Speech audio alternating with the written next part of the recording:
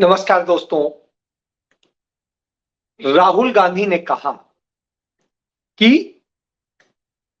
उन बच्चों ने जो ब्रीच किया, संसद की सुरक्षा को ब्रीच किया, यह एक मसला है।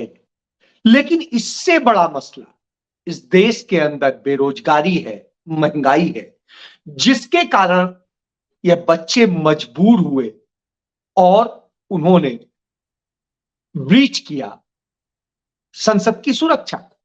निश्चित रूप से यह सवाल जायज भी है और यह जवाब भी जायज है कि आखिर इस सवाल पर क्यों मोदी सरकार आंख मूछे बैठी है, क्यों नहीं इसका जवाब देती है। जब हम इसकी बात करते हैं तो पुलिस की इन्वेस्टिगेशन चल रही है, उन बच्चों को पकड़ा गया है और उनसे पूछताछ में एक बात सामने आई कि वो यहां कूदने से पहले वही आत्मदाह करना चाहते थे, यानी अपनी जिंदगी को खत्म कर देना चाहते थे।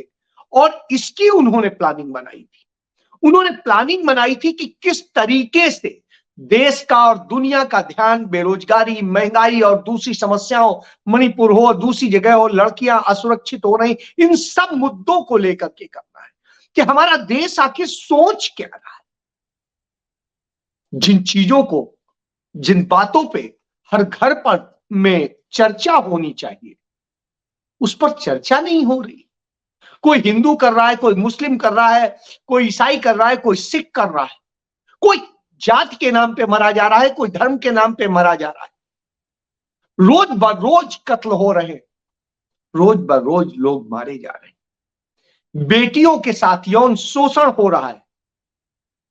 एक महिला जज यौन शोषण का शिकार होती है, वो आत्महत्या करने की अनुमति मांगती है सुप्रीम कोर्ट से। इससे ज्यादा और शर्मनाक स्थिति क्या होगी। मणिपुर में इतने दिनों से हमारी जिन बेटियों के साथ में, सैकड़ों बेटियों के साथ में रेप हुए, गैंग रेप हुए, नंग परेड हुई, सब कुछ हुआ, उसके अभी तक सारे मुलजिम नहीं पकड़े गए। आप कल्पना करिए, तमाम केसेस में कोई कार्रवाई नहीं हुई है, तमाम सारी लाशें पड़ी हुई हैं, तमाम सारे लोग तरस रहे हैं कि आखिर कैसे इंसाफ मिलेगा। 60 से अधिक लाशें ऐसी हैं जिनको आइडेंटिफाई तक नहीं किया जा सका। आप हालात पर सोचिए, क्या दशा है। लाखों लाख लोग जो है बेघर हुए पड़े, दो टुकड़े में मणिपुर जो है बट गया है। और जो हालात है उसके बाद में हम कहते हैं देश सुरक्षित हाथों में। किन सुरक्षित हाथों में? जहां न महिलाएं सुरक्षित है, न देश सुरक्षित है, न देश की सीमाएं सुरक्षित, न हालात सही है, संसद भी सुरक्षित नहीं है। और हम कहते हैं सुरक्षित है। सुरक्षित इस स्थिति में कि मणिपुर के बाद में मालदीव जैसे जगह से, नेपाल जैसी जगह से हमें आंखें दिखाई जाती। मालदीव ने हमारी सेना के जो कुछ लोग वहां तैनात थे उन्हें वापस भेज दिया और अब उसके बाद में हमारा जो विशेष समझौता था उनके साथ वो भी तोड़ दिया। कल्पना करिए किस स्थिति में हम आ गए। तमाम सारे वो घटनाएं हो रही हैं और उसके बाद हम कहते हैं हम पीओके लेंगे, हम कश्मीर में ये करें। कश्मीर बिलख रहा है, इतने सालों से 5 साल होने जा रहे हैं और हुजूर वहां इलेक्शन नहीं हुआ है। कहा जाता है 1 साल से अधिक आप इमरजेंसी नहीं लागू रखेंगे, लेकिन उसके लिए तमाम जो है बैकडोर रास्ते निकाले गए और यह बात सुप्रीम कोर्ट के पूर्व जस्टिस नरीमन ने कही। उन्होंने कहा कि किस तरीके से साजिश रची गई और इस साजिश कोई और नहीं रच रहा था, हमारे देश के प्रधानमंत्री रच रहे थे, नरेंद्र मोदी रच रहे थे। उस साजिश रचते हैं, वो सब कुछ करते हैं और उसके बाद कहते हैं देश सुरक्षित हाथों में। हालात क्या है? महंगाई की दशा लगातार बढ़ती जा रही। जो महंगाई की हालत है वो दिन प्रतिदिन बढ़ती जा रही है। और अब रिपोर्ट आती है कि मौसम का जिस तरीके से तकाजा है और उन सबकी स्थितियों में आने वाले समय में 15% के करीब और महंगाई हो जाएगी। चाहे खाने पीने का कोई भी सामान, सब महंगे हो जाएंगे। यह दशा है। इसके बाद हम ध्यान भटकाने के लिए कभी धीरज प्रसाद साहू पे ले जाते हैं, जो राज्यसभा सदस्य हैं कांग्रेस के, कि साहब उनके पास से जो है 350 करोड़ रुपया बरामद हो गया। उनका बयान आ चुका है कि आप दिखा दीजिए इनकम टैक्स या किसी के रिकॉर्ड में कि धीरज प्रसाद साहू के पास से एक भी रुपया बरामद हुआ है। इस रुपए की जो बरामदगी की बात कह रहे हैं, कैश की बरामदगी की बात कर रहे हैं, वो पारिवारिक बिजनेस है, जो उस बिजनेस के प्रतिष्ठानों से बरामद किया गया है। और जो बरामद किया गया है वो बिजनेस है, 110 साल पुराना बिजनेस है, और उस बिजनेस का ये पैसा है। तो स्वाभाविक सी बात है, उसका हिसाब हम जहां पर भी अथॉरिटी है उसका देंगे कि ये पैसा कौन सा है और क्या है। अब इनकम टैक्स डिपार्टमेंट से खबर आई है कि उनसे बरामद हुआ पैसा उन्हें वापस लौटाया जाएगा। यानी धीरज प्रसाद साहू जो कांग्रेस पार्टी के राज्यसभा सदस्य हैं, उनके प्रतिष्ठानों से जो 350 करोड़ रुपया बरामद होने का बड़ा 10 दिन तक रेड चलाने का और तमाम ड्रामे किए गए थे, वो पैसा वापस उन्हें किया जाएगा, क्योंकि वास्तव में वो टैक्सेस पैसा है, वो कहीं पर भी गलत पैसा नहीं। समझ गए आप? क्योंकि आपका ध्यान भटकाना था, आपको तमाम सारी चीजों से वो करना था और कांग्रेस को बदनाम करना था, इसलिए ये किया गया, जिससे आप चर्चा न करें कि कौन से कानून बदल दिए गए और कौन से नए कानून इंपोज किए जा रहे हैं। चुनाव आयुक्त को, मुख्य चुनाव आयुक्त को गुलाम बनाने का कानून पास कर दिया गया। और उसके बाद अब जो आईपीसी, सीआरपीसी और इन सब में जो एविडेंस एक्ट में संशोधन किया गया, जिसे क्रिमिनल मेजर एक्ट कहा जाता था, उसको एक अलग ढंग से बना करके और उसमें किस तरीके से भारत के नागरिकों के मौलिक अधिकार छीनने का काम किया गया है, वह उससे आपका ध्यान भटकाना था कि आप मौलिक अधिकारों की बात ना करें, क्योंकि मौलिक अधिकारों की संरक्षा का काम जिसका है वह भी गुलाम हो चुका है। ऐसी स्थिति में तमाम सारे सवाल हैं। संवैधानिक संस्थाएं हमारी गुलामी की तरफ जा रही हैं, हमारे प्रशासनिक अधिकारी गुलामी की तरफ जा रहे हैं, और इन सब दशाओं में जस्टिस कॉल की बात समझ में आती है। वो कहते हैं कि जब संवैधानिक संरक्षा में बैठे लोग ही अपने पद और सारी चीजों गरिमा के अनुसार इंसाफ ना करें, तो प्रशासनिक अधिकारियों से क्या उम्मीद करें। बिल्कुल सही बात। तमाम संवैधानिक पदों पे बैठे लोग, चाहे राष्ट्रपति का हो, उपराष्ट्रपति का हो, स्पीकर का हो, प्रधानमंत्री का हो, गृह मंत्री का हो, अपने ही दायित्वों का पालन नहीं कर रहे, मुख्यमंत्री हो और दूसरे हो, नफरत फैलाने की बात करते हैं, और संविधान की शपथ लेकर जब वो मुख्यमंत्री, प्रधानमंत्री या दूसरे पदों पर बैठते हैं तो कहते हैं जाति धर्म किसी चीज का भेद नहीं होगा। और अब जब पद पे बैठते हैं तो उसी आधार पे भेद करने की बातें, भाषण सब कुछ देते। अब पूछिए, कन्हैया लाल के कातिलों को कह रहे थे ना इंसाफ की बात कि 24 घंटे में देंगे, शायद उससे ज्यादा हो चुका है जीते हुए। उठाइए, दे दीजिए फांसी। कह रहे थे ना चुनाव जीतना है, इसके लिए करना है, नफरत फैलानी है और न जाने क्या क्या करना है। और जब यह सब हो रहा हो तो सवाल तो उठता है, लाजिम है कि जिस तरह के हालात, क्यों? क्योंकि सब चीजों से ध्यान हटका कर क्या और क्या होगा। आज सभी मीडिया समूहों में कैसे अधिक से अधिक नरेंद्र मोदी और उनके मित्रों का कब्जा कराया जाए, इसकी पूरी साजिश चल रही।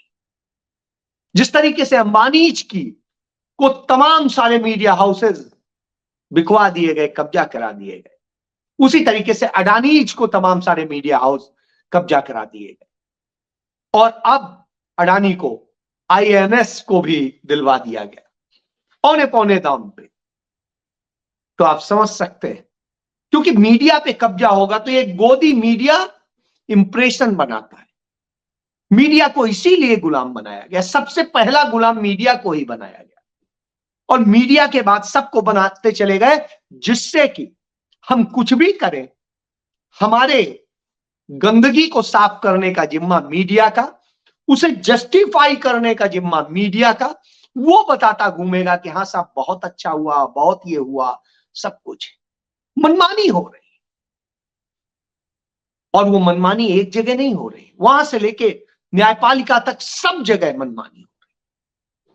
तो मनमानी का खेल चल रहा है, कानून खत्म हो जाते हैं उस जगह। इस तरह की दशा है, और जब इस तरह की दशा हो तो स्वाभाविक सी बात है, आप समझ सकते हैं। राफेल डील के मामले में फ्रांस से कहा जाता है कि साहब भारत सरकार हमारी जांच में मदद करने को तैयार।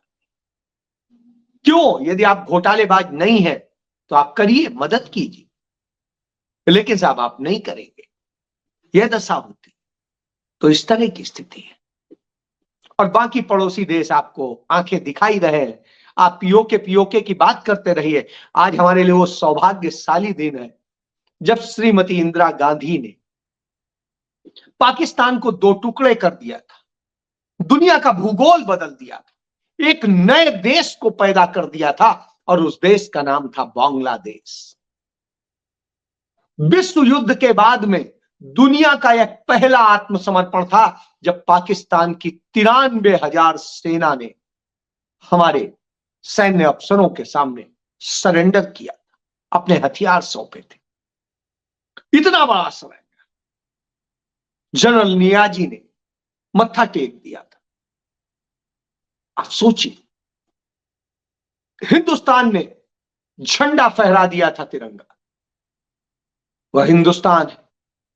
और यह स्थिति तब थी जब अमेरिका लगातार धमकी दे रहा था। राष्ट्रपति निक्सन ने कह दिया कि हम 7वां बेड़ा भेज रहे हैं, तो श्रीमती इंदिरा गांधी ने कहा 7वां नहीं, 700वां बेड़ा भेज दीजिए। भारत किसी से डरने वाला देश नहीं। और श्रीमती गांधी ने सबसे लड़ते हुए यह करके दिखाया था। वह लौह महिला ऐसे नहीं कहलाती, आयरन लेडी ऐसे नहीं कहलाती। उन्होंने जो किया वो कर पाना किसी के बूते की बात नहीं थी। जब भारत आजाद हुआ, 662 रियासतें जो थी, उन रियासतों को भारत में जोड़ना है, कैसे जोड़ेंगे, यह एक बड़ा विषय था। और उस स्थिति में जोड़ने के लिए जब चल रहा था तो तमाम हिंदू राजा पाकिस्तान के साथ जाने को तैयार थे स्वार्थ में। आप सोचिए, और तमाम मुस्लिम राजा भारत के साथ आ रहे थे। तो उस स्थिति के बाद किस तरह से सबको काबू किया गया, किस तरीके से काबू करके भारत में मिलाया गया, बहुत सारी चीजें। और इन तमाम सारी बातों के बाद में आखिरी बात यह कि जब सबको मिलाया गया तब भी उनके राजे रजवाड़ों को एक अधिकार दिया गया था जिससे कि वो मिले एक समझौते के तहत कि हाँ आप अपनी सेना रख सकते हैं, आप अपना छोटा सा ये कर सकते हैं, आपको सलामी मिलेंगी, आपको सब कुछ मिलेगा रहेगा, आप बस मिल जाइए भारत से। यही स्थिति थी। इसी तरह की शर्तें कश्मीर के मामले में भी थी। और मिलने के बाद धीरे धीरे धीरे धीरे अधिकार छीने जाते रहे। निश्चित रूप से छीने जाने चाहिए। अनुच्छेद 370 भी यही, उसकी तमाम जो क्लॉजेस थे वो खत्म किए जा चुके थे, चंद बचे थे, उनमें से 3 क्लॉजेस आपने खत्म कर दिए और कहते हैं 370 खत्म कर दी। क्या कभी 370 खत्म हुई है या खत्म हो सकती है? जब 370 खत्म करेंगे तो कश्मीर भारत का हिस्सा ही नहीं रहेगा। राष्ट्रपति को जो अधिकार मिला, जिस अधिकार के तहत उन्होंने किया, वो भी अनुच्छेद 370 देता है। तो इसलिए जानने की जरूरत है। तो झूठ और नफरत का खेल चलता है। तो आज श्रीमती इंदिरा गांधी को बारंबार नमन करते हुए मैं यही कहता हूं, ऐसी महिला जब हमारी प्रधानमंत्री होती है तो दुनिया में हमारी जो है एक सम्मान बढ़ता है। उन्होंने अमेरिका से लड़कर बांग्लादेश को न सिर्फ मान्यता दिलाई, एक देश के तौर पर स्थापित किया, और आज बांग्लादेश इतना सक्षम है कि हिंदुस्तान में जो हम बनारसी साड़ी कहते हैं वो बनारस में नहीं, बांग्लादेश से बन के आ रही। तमाम सारे हमारे रेडीमेड के कपड़े बांग्लादेश से बन के आ रहे, दुनिया में वो निर्यात कर रहा है, और हमारे तमाम हिंदू व्यापारियों को वहां पर काम करने का अवसर मिला है। तो यह दिया है कांग्रेस ने, यह दिया है श्रीमती गांधी, क्योंकि उन्होंने नैरेटिव बनाने पे काम नहीं किया, अपने प्रचार के लिए काम नहीं किया, उन्होंने श्रेय नहीं मांगा, उन्होंने किया। उन्होंने बेरोजगारी दूर करने के लिए किया, उन्होंने बैंकों का राष्ट्रीयकरण करके वो पैसा देश में लेके आए, अपनी जेब में नहीं लेके गए। मारुति जैसी कंपनी जो खुद की कंपनी थी संजय गांधी की, उसे भारत सरकार को दे दिया। सोचिए आप, इतना बड़ा दिल हो सकता है किसी का, अपनी कंपनी दे दी। और उसके बाद में श्रीमती गांधी ने तमाम राजे रजवाड़ों के प्रीवी पर्स और जो विशेषाधिकार थे खत्म किए, और भारत के हर नागरिक के बराबर उन्हें लाके खड़ा कर दिया। यह स्थिति करके दी। जिस तरीके से धीरे धीरे जमींदारी प्रथा और सब कुछ खत्म करके पंचायती राज दिया गया, सब कुछ दिया गया, इसके बाद लोग जब कहते हैं 70 साल में क्या हुआ, तो शर्म आती है वो उन लोगों पे जो ये सवाल पूछते हैं, क्योंकि उन्होंने यदि नहीं देखा 70 साल में क्या हुआ, कि यह वही देश है जिस देश में सुई नहीं बनती थी, और पंडित नेहरू जब छोड़ के गए तो जहाज भी बन रहे। इसको लेकर के नीतीश कुमार ने बहुत बड़ी बात कही। उन्होंने कहा यदि संघियों को उस दशा का आजाद भारत मिला होता तो वो हाथ पांव जोड़ करके वापस कर देते अंग्रेजों को, और कहते हम गुलाम बन के रहेंगे आपके, क्योंकि हम नहीं कर सकते, नहीं चला सकते। ये तो नेहरू का अपना बूता, उनका ओरा था, उनकी समझ थी, उस बूते हम खड़े।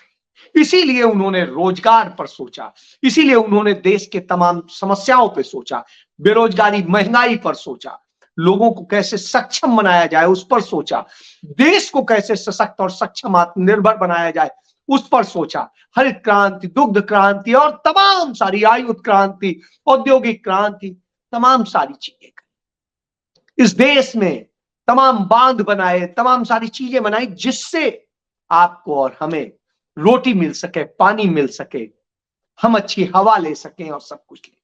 पर्यावरण से लेके हर बारे में सोचा।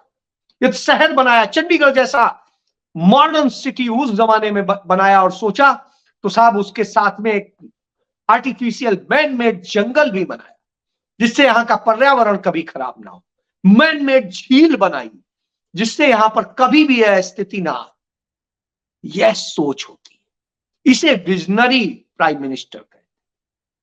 तो साहब एक विजनरी प्राइम मिनिस्टर था, और एक प्राइम मिनिस्टर क्या करता है, झूठ बोलता है, हर बात पे बोलता है। सरदार पटेल के मामले में बोला, झूठ बोला कि वो पंडित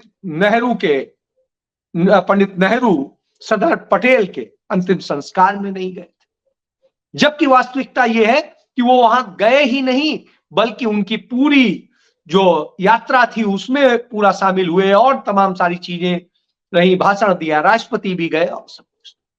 इसी तरीके से वो झूठ बोलते हैं। आज भी जब इंदिरा गांधी को सलाम करने की बारी थी तो एक शब्द नहीं निकला। यानी कितना छोटापन है। ये छोटापन बताता है कि किसी बड़े पद पर एक छोटा व्यक्ति बैठ जाए तो वो बड़ा नहीं हो जाता। इस बात को समझने की जरूरत। तो एक विजनरी था, एक छोटा सोचने वाला व्यक्ति, यह अंतर है। और इसीलिए देश गर्त में जा रहा है, इसीलिए बच्चे आत्महत्या करने को विवश हो रहे हैं, इसीलिए बच्चे इस तरह की हरकतें कर रहे हैं, जिससे आपका ध्यान वास्तविक समस्या की ओर आकर्षित कर सके। अब आप कितना देख पाते हैं ये आपकी मर्जी। जय